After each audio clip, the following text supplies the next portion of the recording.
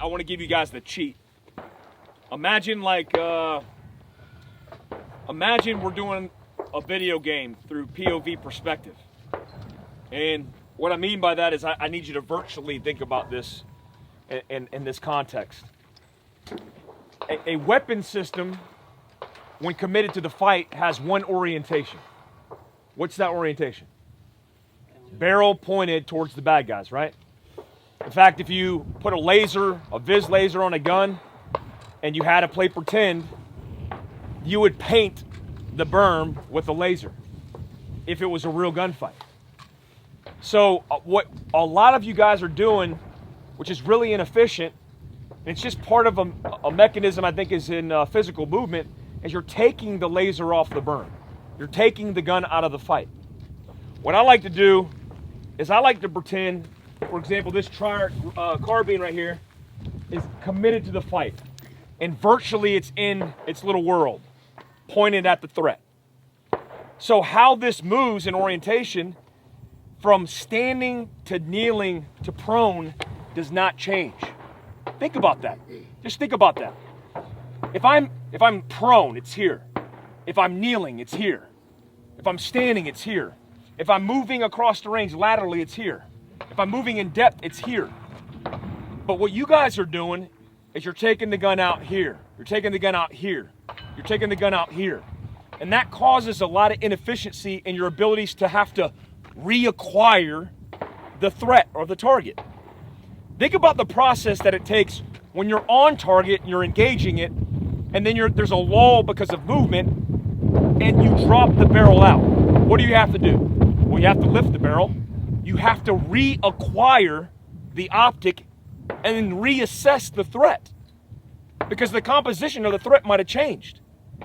Instead of a dude, it might be a dude holding a hostage, but you don't know that because you checked out visually from the optic and the gun. Does that make sense? When committed to the fight, stay in the fight, focused on keeping the gun as efficient as possible by committing it to the fight. It's lack of commitment. That's all it is.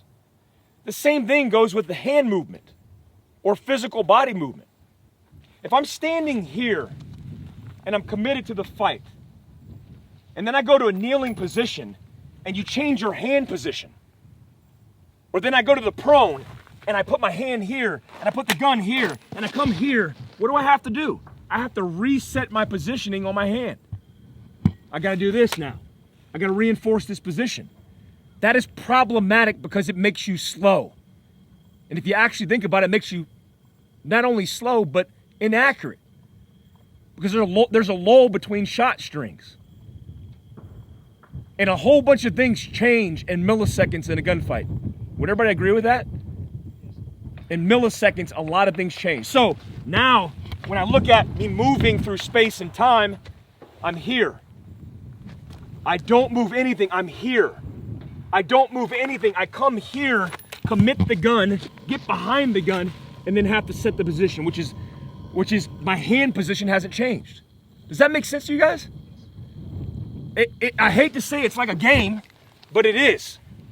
Because if you look at performance-related industries and efficiency and speed and accuracy and whatever measure it is, whatever metric it is, because we're not, in some cases, we're not talking about bullets, we're talking about planting your feet or pushing off of a wall or sprinting across a lane.